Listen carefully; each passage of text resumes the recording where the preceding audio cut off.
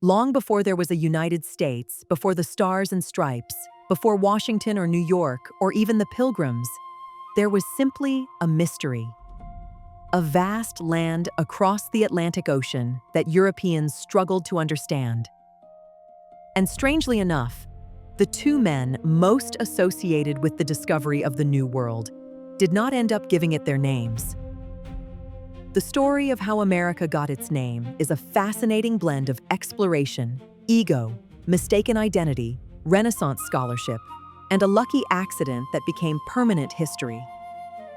At the center of the story stands an Italian explorer from Florence, Amerigo Vespucci. Today, millions assume that Christopher Columbus discovered America, and therefore America should logically have been called Columbia. But history took a different path. When Columbus sailed westward in 1492 under the Spanish crown, he believed he had reached the outer islands of Asia. Even until his death, Columbus remained convinced that he had found a new route to the East Indies rather than an entirely new continent. Amerigo Vespucci, however, reached a startling conclusion. During voyages along the coast of South America in the early 1500s, Vespucci began arguing that these lands were not Asia at all, but a completely new world, something previously unknown to Europeans. His letters describing these journeys spread rapidly across Europe and became wildly popular reading during the Renaissance. This was the crucial turning point. In 1507, a German cartographer named Martin Waldseemüller was working in the small town of Saint-Dié in Lorraine, along with scholar Matthias Ringmann. Inspired by Vespucci's writings, Waldseemüller created a revolutionary world map called the Universalis Cosmographia. It was the first map to clearly show the Western Hemisphere as separate from Asia. And on that map, for the very first time, appeared the word America. Waldseemüller explained his reasoning quite openly. Since Europe, Asia, and Africa all had feminine Latin names, he believed the newly identified continent should also have one. He took the Latinized form of Amerigo, Americus, and transformed it into the feminine form America. It was, essentially, a naming decision made in a printing workshop by scholars who believed Vespucci had correctly understood the existence of a new continent. The irony is extraordinary. Vespucci himself probably never knew the continents were being named after him. Some historians believe he would have been embarrassed by it.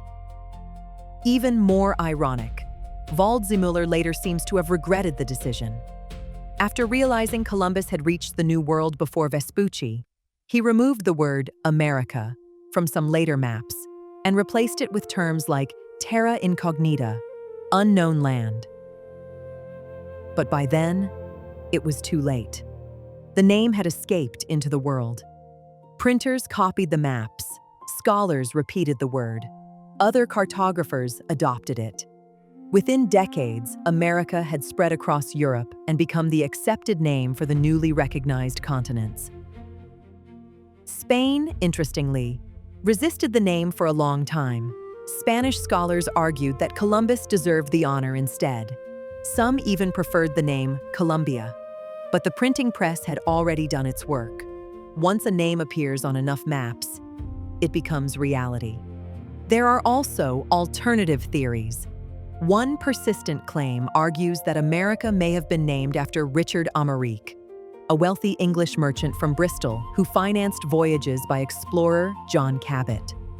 According to this theory, Cabot may have used America's name for newly discovered lands decades before Waldseemüller's map.